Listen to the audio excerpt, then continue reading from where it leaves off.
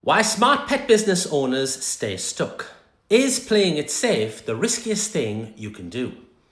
In the summer of 1997, Apple was just weeks away from bankruptcy.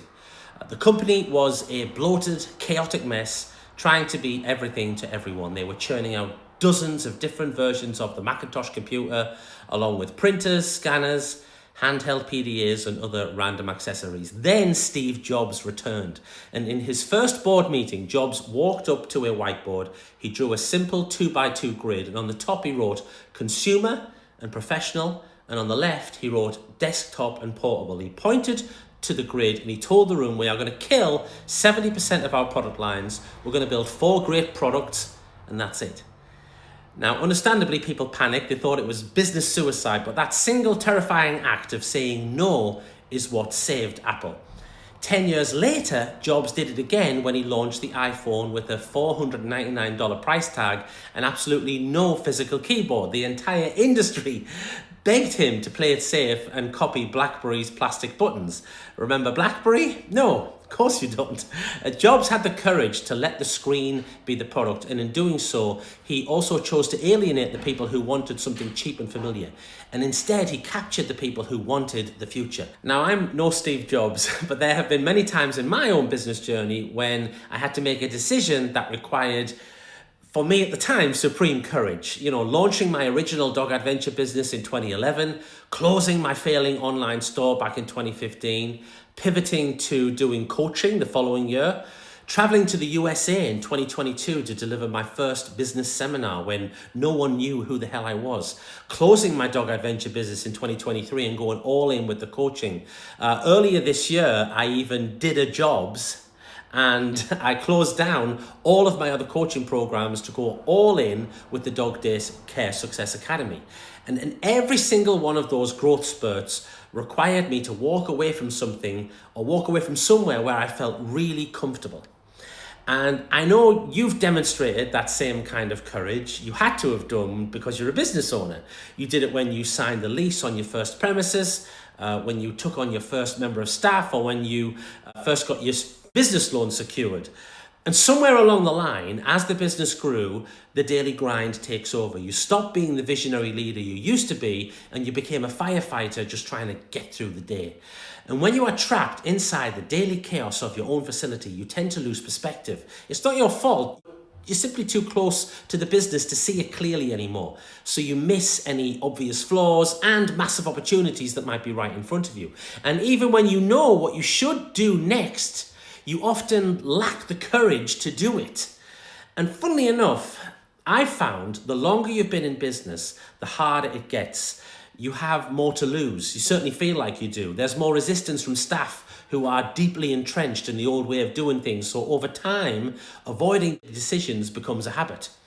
So the question is, what decision are you avoiding today because it makes your stomach churn? Do you already know you need to raise your prices? Do you already know that member of staff isn't the right fit and needs to go?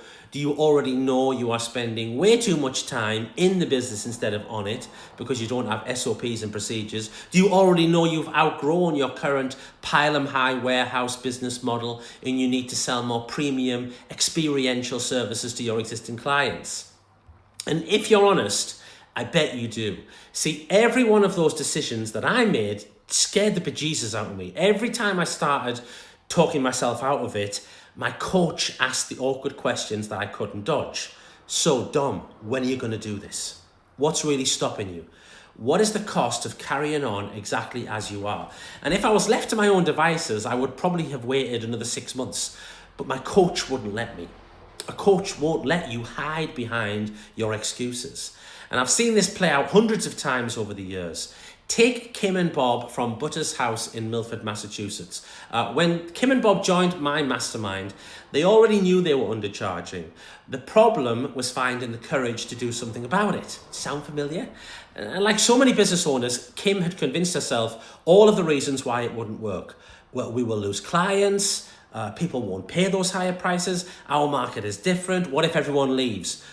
Those fears, they feel real until you actually take the decision and raise the prices. And yes, Kim and Bob did lose a few clients. The bargain hunters left, the problem clients left, but they were quickly replaced with better clients who valued what Butter's House was really about. The revenue increased, which meant they were able to invest in better staff, better systems, and a better experience for the dogs. Kim's version now is that's the best decision they ever made. And Kim and Bob made the decision. Coaching, to me, is about clients making the decisions that they've been avoiding, about helping them to do that. Like Sarah and Pete, who run Canine Adventures in London. They were nervous about introducing a membership, yet today the recurring income from the membership in their facility pays for the rent on their facility. Or what about Alison Jacobs from Scouts Honor in Indiana, who resisted the price increase I recommended years ago? Today, she says her biggest regret is not doing it sooner. Or what about Tim Jackson, who runs Pets to Impress just up the road from me in South Shields? Tim thought a price increase meant adding another 50p onto the prices. And even then he was scared. And today his prices are multiples of what they were originally. And he works fewer days and turnover's doubled and profits have increased. Have you noticed a pattern yet? They made the decisions, but the coach, in this case me, I helped. And please don't make the mistake of thinking you are too smart for a coach. Steve Jobs had a coach. I have a coach. My coach has a coach. The bigger your business becomes, the more dangerous it is to make every important decision on your own. So let me ask you something else. Who is challenging your thinking right now? Who is asking you the awkward questions? Who is stopping you from talking yourself out of a decision that you already know you need to make? Who is holding you accountable when it's easier to say, I'll do it next month? Because if the answer is nobody, well, that might be the biggest thing holding your business back right now. Look, if you've got a decision hanging over your business head right now, whether it's pricing, whether it's staffing, whether it's memberships, marketing, business structure, or simply figuring out what comes next, and you would like someone to challenge your thinking, to ask the awkward questions and help you take action, well, that's exactly what we do inside of the Dog Daycare Success Academy. The waitlist for the DDSA will be opening soon. I recommend you go to petbusinessmarketing.com/Success Academy to add your name to the waitlist.